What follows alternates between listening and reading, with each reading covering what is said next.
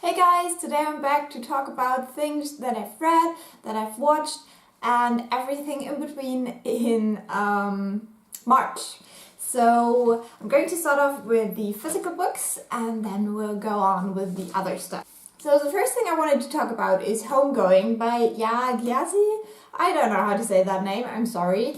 But this is a very famous book. There was a lot of hype about this and I got it from my booktube friend Sabrina. She read it and she DNF'd it actually because she didn't like it too much. I'm just going to put that down because it just makes me look really pale. So I exchanged with her, so I sent her another book and she sent me this one. Now, I really like the book. I think it's very beautiful. I just really like the hardcover version of it. Wouldn't have bought the hardcover myself, but it's very pretty. Now, this book is about two sisters who don't know each other. One is the wife of a slave trader and the other one is a slave that is shipped to America. And now these two sisters have like family and we follow a different person in every single chapter. So with this book we're practically moving through time and we get to know a lot about the Black culture in America and also the Black culture in Africa and how they kind of change, and yeah, it's just very interesting. Now, I had a hard time kind of making up my mind about this book. I feel like it's a good introduction if you don't know a lot about the Black history. I feel like it just shows you a lot of things you could be interested in and just read more about. So for that reason I really liked it, because I don't know a lot about that because I'm not from America and so this is like all very far away from me. So that is what I liked about this book. Now, I feel like the first chapters were much more interesting. When I started this book, I felt like I never had enough of the characters. I always wanted to read more about their lives, and I felt like the little glimpses that we got weren't enough. That faded away. I don't know whether this is because I got used to this style of the book or whether the later stories just weren't that interesting anymore. But that is something I felt very strongly. So I would have loved to read a book about the two sisters just alone, because they had so interesting and very different lives.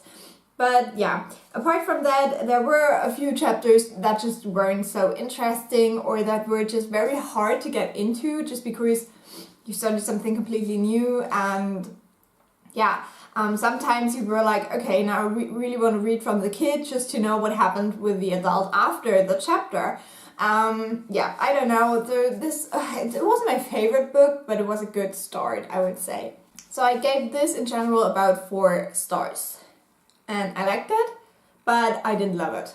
Now the other books I wanted to talk about is the Dorothy Must Die series. I've read this throughout the year, to be honest, but I finished most of it in March. So the first book I got for my birthday, this is Dorothy Must Die, and this whole series is about Amy, and Amy is a girl that grew up in a trailer park, so she had a very low income family. Her dad left when she was quite young and her mother slowly drifted into drug use because she just couldn't deal with it, and so Amy has always been the one to care for herself and she doesn't have any friends. There is this girl called Madison, I think. She's always making fun of her at school and stuff like that. So she doesn't have like a good life. And then one day there is a tornado and her mother decides to go to a tornado party and leaves Amy alone in the trailer. And the trailer gets taken by the tornado and she ends up in, who guessed it, Oz. So yeah, she finds herself there and she's like, well, that can't be true, but she soon realizes that this is not the Oz that she's always heard about.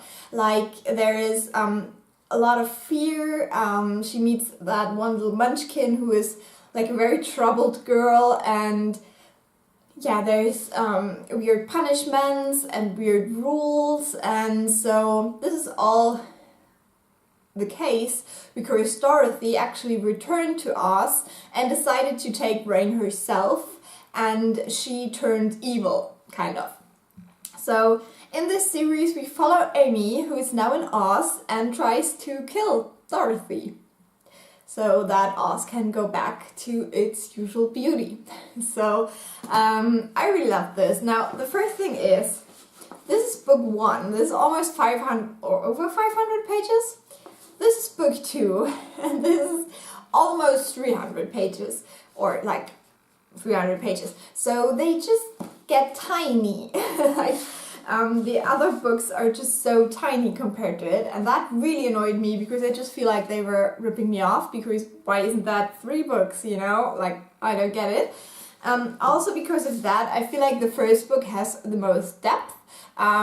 We get to know all the characters, we get to know this different version of Oz, and we also get a few more lengthy bits, I would say, like where there's nothing happening. As with the following books, we get action, action, action, action, and there's always stuff happening. Like, I feel like this book isn't quite that. Now, I've heard that people liked the first book and didn't like the other ones, but for me, I must say, I've never read such a solid series. Like, I felt like reading this, every book was just what I expected, quality-wise, but it was very unexpected from what was happening. Like, there were so many surprises, I never saw the end coming, and there's a few really bad cliffhangers in this series. So if you decide to pick this up, maybe plan on reading them all together in a short time, because that was just what worked for me, because I really wanted to know what's going on. So I rated every single book of this series 4 stars. I feel like Amy is a great character because she's like a kick-ass character. Like, she never had anyone to take care of her, so she has to do it all by herself. And you have this, oh, I can't trust anyone theme in the books. But yeah, I just really like that. I think she's a really cool kick-ass character. Apart from that, we have a lot of other characters, like all the evil ones. I feel like the first book is the bloodiest. Like, it's very brutal. Very much. So if you don't like a lot of violence, please don't read this. Like, the other books are okay, but the first one is very violent and very bloody. So yeah, I felt like it's just a very different series for young adult. If you could even classify it as young adult, I don't know. Yeah, but it's just a very kick-ass series. Like, she has that, you know, who cares? I don't know, I just loved her. I think she's such a unique character for YA. Yeah, I just really enjoyed it. So 4 stars for the whole series, and just, I loved every single book. Can't say much else. And I have to mention, with the last book that just came out, The End of Oz, this one, I must say, is a very satisfying ending for a series. Because I always have a little bit of trouble with endings, but I felt like this one was very satisfying. And it wasn't too good, but it also wasn't like super sad, brutal, crazy. Like, it was just satisfying. So let's move on to some movies we've watched. So the first one was Hidden Figures, which is just an amazing movie. I loved it so much. It's just a movie that I think I will rewatch, definitely. Hidden Figures is about the black woman that worked for NASA, and yeah, it's just a great movie. It's like a feel-good movie, I feel like. Even though they were treated very badly, I feel like this movie gives you belief in the humankind, kind of. Yeah, I really liked that movie. Really enjoyed it a lot. And then I watched The Beauty and the Beast movie. I think it was okay. The German translation was very weird because Emma Watson had a different singing voice than her normal voice, and that just really bothered me. Apart from that, I felt like the movie was solid. It was what you would expect, but it wasn't much further. Like, all the talk about the homosexual character or whatever, I felt like it's very overhyped. Like, when we went out of the movie, friends said that she actually didn't really think there was like a homosexual character. Like, if there wasn't all this talk about it, you wouldn't even realize. So I think it's good that they're trying to go in this direction, but I don't think that this is all they can do. Like, it was very minimal, I would say. But yeah, I really enjoyed it. It's just a fairy tale movie. And then we saw the Lego Batman movie, which was very disappointing. We really liked the Lego movie. like with everything is awesome and stuff.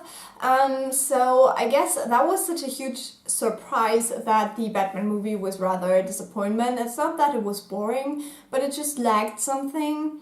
And yeah, I just wanted it to be better. I wanted it to be darker, and I wanted it to be less of a children's movie, to be honest. I wanted it to be just a little bit grittier, maybe. So yeah, I was quite disappointed with that one.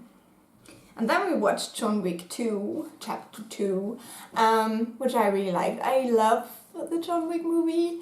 And yeah, the second one was just as good. I feel like we watched the first one just, you know, to refresh our memories before we went. And I feel like they're very solid movies. Like, it's not like the second movie is a lot worse or something like that. I feel like they really kept the quality in the movie. And I was really interested in what was happening. And I felt like they kept a lot similar, which was great. So you still had that John Wick feel, but they also changed up some things and got you some new stuff, so it wasn't boring. So I felt like that was a very good second movie. And then that would be all for the movies. What else did we watch? We're still watching Luke Cage. We're not really further with that. And then I wanted to talk about some audiobooks as well, but I probably will talk about them next month a little bit more, just because I've just finished them and I haven't really made up my mind. But I've listened to this German book, Säkulum, by Ursula Poznanski, or something like that, which is like a medieval convention, and a lot goes wrong.